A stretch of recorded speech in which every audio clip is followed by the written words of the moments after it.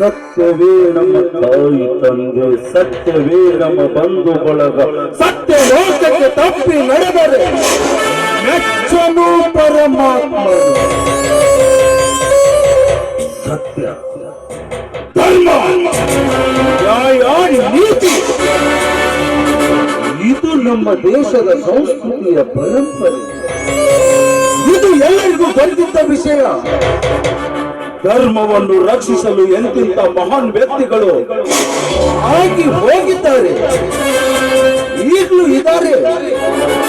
ಆದ್ರೆ ನಮ್ಮಂತವರಿಗೆ ಮಾತ್ರ ಈ ಸಮಾಜದಲ್ಲಿ ಬೆಲೆ ಇದೆ. ಅಡ್ಡದಾರಿ ಹಿಡಿದು ದೊಡ್ಡ ಮಾಡಿ ನಿಮ್ಮಂತವ್ರ ದೊಡ್ಡರನ್ನಾಗಿ ಮಾಡುವುದೇ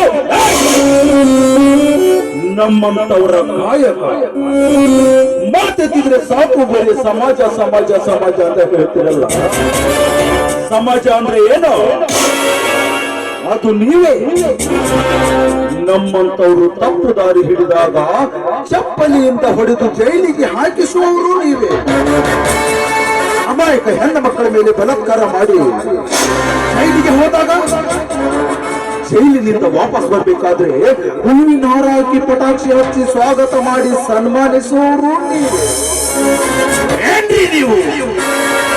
ಇಲ್ಲಿ ಹೀರೋನ ವಿಲನ್ ಮಾಡ್ತೀರಾ, ವಿಲನ್ ತಂದು ಹೀರೋನು ಮಾಡ್ತೀರಾ. ಅದಕ್ಕೆ ನಿಮ್ಮಂತರ ಬೆಲೆ ನಮಗೆ ಚೆನ್ನಾಗಿ ಗೊತ್ತಾಗಿದೆ. ಅದಕ್ಕೆ ನೀವು ಯಾವತ್ತಿದ್ರು ಅಲ್ಲೇ ನಾವು ಇಲ್ಲೇ.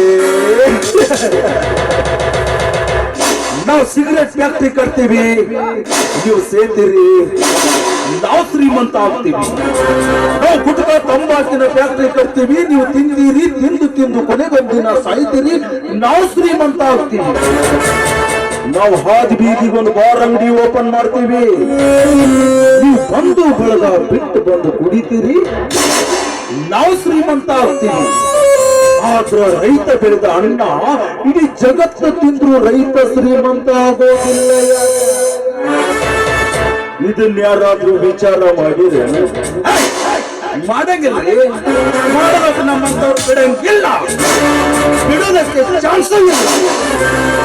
ಸಾಲ ಸೂಲ ಮಾಡಿ ಬೀಜ ಗೊಬ್ಬರ ತರ್ತೀರಿ, ಸರಿಯಾದ ಟೈಮ್ಗೆ ಮಳಿ ಇಲ್ಲ, ಕರೆಕ್ಟ್ ಟೈಮಿಗೆ ಕರೆಕ್ಟ್ ಇಲ್ಲ. ಬೆಳೆದ ಮಾಲಿಗೆ ಸರಿಯಾದ ಬೆಲೆ ಕೂಡ ಇಲ್ಲ.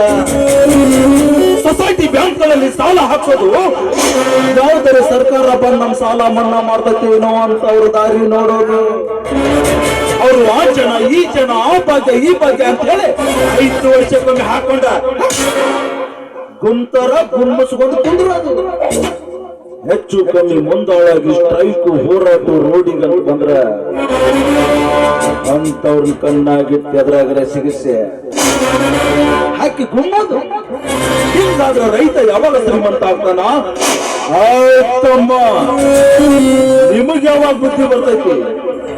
5 ವರ್ಷ ಮುಗಿದ್ರೆ ಸಾಕು, ಇಲೆಕ್ಷನ್ ಪ್ರಚಾರಕ್ಕಂತ ನಿಮ್ಮ ಮನೆಯವರೆಗೂ ಬರ್ತೀವಿ. ಅಣ್ಣನೂ ಅಂತೀವಿ, ತಮ್ಮನೂ ಅಂತೀವಿ, ಕಾಕಾನು ಅಂತೀವಿ, ಬಾಬಾನು ಅಂತೀವಿ. ಪ್ರಸಂಗ ಬಿದ್ರ ನಿಮ್ಮ ಅಪ್ಪುಗಪ್ಪ ಅಂತೂನು ಎತ್ಕೊಂಡ್ಬಂತ ಹೋದ್ರೆ ರೋಟಿಗೆ 1000 ಹಂಚ್ತೀವಿ. ಒಂದು ಕುರಿಯ ಬೆಲೆ 20,000, ಒಂದು ಕತ್ತೆಯ ಬೆಲೆ 15,000, ಒಂದು ಜಾತಿಯ ನಾಯಿ ಬೆಲೆ 10,000. ನಿನ್ನ ಒಂದೇ ಒಂದು, ಮತದ ಬೆಲೆ ಒಂದೇ ಒಂದು, ಸಾವಿರ. ಅಂದ್ರೆ ಇದು 5 ವರ್ಷದ ರಾಜಕೀಯ. 5 ವರ್ಷಕ್ಕೆ 1825 ದಿನಗಳು ಮಾತ್ರ. 1825 ದಿನಗಳು ಬಾಗ್ಲೆ ಹೊಡೆದು ನೋಡಿದ್ರೆ ಇನ್ನೊಂದು 1000 ರೂಪಾಯಿ. ಈ ಒಂದು ದಿನದ ಪೇಮೆಂಟ್ ಬರೀ 54 ಪೈಸೆ ಮಾತ್ರ. ಒಬ್ಬ ಭಿಕ್ಷುಕ ಇವತ್ತೇನು ಇಲ್ಲ ಅಂದ್ರೆ 200 ಸಂಪಾದನೆ ಮಾಡ್ತಾನೆ. ಆಯ್ತಮ್ಮ, ಆ ಭಿಕ್ಷುಕನಿಗಿರೋ ಬೆಲೆ ನಿನಗಿಲ್ಲಲ್ಲೋ ತಮ್ಮ. ಅದಕ್ಕಂದಲೇ ಡಾಕ್ಟರ್ ಬಾಬಾ ಸಾಹೇಬ್ ಅಂಬೇಡ್ಕರ್ ಅವರು ಹೇಳಿದ್ದಾರೆ, ನಿನ್ನ ಒಂದು ಮತ ಅನ್ನೋದು ನಿನ್ನ ಮನೆ ಮಗು ಇದ್ದ ಹಾಗೆ, ಅದನ್ನ ಯಾರಿಗೂ ಮಾಡ್ಕೋಬೇಡ ಅಂತ ಹೇಳ್ಯಾರ. ಇಷ್ಟೆಲ್ಲ ತಿಳಿದ್ರು ನೀವು ನಮ್ಮಂತವ್ರಿಗೆ ಹೋಟ್ ಹಾಕಿ ನಮ್ಮನ್ನು ಕುರ್ಚಿ ಮೇಲೆ ಆರಿಸ್ತಿರ್ತೀರಿ ಅಂದ್ರೆ ನೀವ್ ಯಾವತ್ತಿದ್ರು ಅಲ್ಲೇ ಇರಬೇಕು, ನಾವು ಇಲ್ಲೇ ಇರಬೇಕು. ಸರ್ಕಾರಿ ಸಾಲಿ ಮಾಡ್ತೀವಿ, ರೋಡ್ ಕೆಟ್ಟವ್ರು ರೋಡ್ ಮಾಡ್ತೀವಿ, ಸರ್ಕಾರಿ ದವಾಖಾನಿ ಮಾಡ್ಕೊಡ್ರಿ ಅಂದ್ರ ಹಿಂದ್ ಬಿದ್ದಿರೋ ಬೋಕ್ ಯಾರು ನಮ್ಮ ಅಪ್ಪ ಹೋಗ್ತಾನೆ. ನಿಮ್ಮ ತಲೆ ಮೇಲೆ ಬಂಡವಾಳ ಹಾಕಿದ್ವಿ ಅಂದ್ಮೇಲೆ ನೀವೇ ಮುಚ್ಚಿ. ನಾವು ಮಾತಾಡೋದು ಸ್ವಲ್ಪ ಬಿರುಸನಿಸ್ತೈತಿ, ಯಾವತ್ತಿದ್ರು ಕರೆನ ಇರಬೇಕು.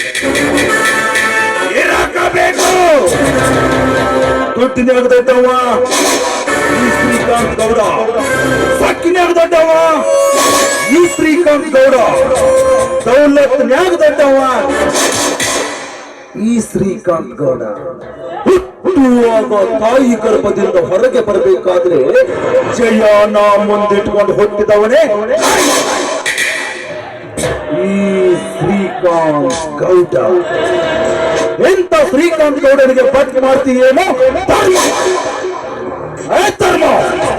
ಕೂಲಿಗಾಗಿ ಮತ್ತೊಬ್ಬರ ಮನೆ ಮುಂದೆ ನಿಂತು ಕೈವಟ್ಟಿ ಕೇಳ ದಲಿತ ಜಾತಿಗೆ ಸೇರಿದ ದಲಿತರ ನನ್ನ ಮಗನೇ. ಈ ಶ್ರೀಕಾಂತ್ ಗೌಡನನ್ನು ಎದುರು ಹಾಕುವುದಕ್ಕಿಂತ ಮುಂಚೆ 1000 ಸಲ ಯೋಚನೆ ಮಾಡಬೇಕಾಗಿತ್ತ. ಇವನು ಶಕುನಿ ಕುಲದವ ಅಂತ ಕೈಯಿಂದಾಗದೆ ಹೋದ್ರು ತಲೆಯಿಂದಾದ್ರೂ ಮಾಡಿರ್ತಾನ ಅಂತ. ಇವನು ಹೂ ಅಂದ್ರೆ ಪ್ರೇಮೆ, ಹೂ ಅಂದ್ರೆ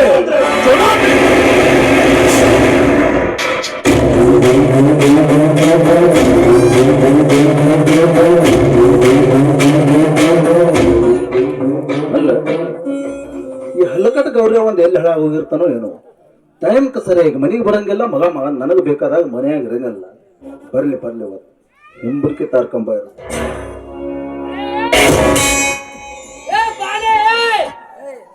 ಒಬ್ಬ ಸಿಕ್ಕಂತ ಪಡಿತೀರಿ ಅಲ್ಲಿ ಬಾನೆ ಗೌಡ್ರ ಮನಿ ಬಾನೆ. ಈಗ ಸಣ್ಣಂಗ ಕಡ್ದು ನಿನ್ನ ಜಲದಾಗ ಪ್ಯಾಕ್ ಮಾಡಿ ಬೆಕ್ಕಿನ ಮರಿಗತ್ತೆ ಹೋಗುದು ಬಾನೆ. ಬಾ ಗೌಡ್ರ, ನೀವು ಕಾಪಾಡ್ಬೇಕ್ರಿ. ಏನಾಯ್ತು? ಅವು ದುರ್ಮ್ಯ ಬಡಿಯಾಕತ್ತಾನ್ರಿ ನನ್ನ. ನಮ್ಮ ದನಗಳೆಲ್ಲ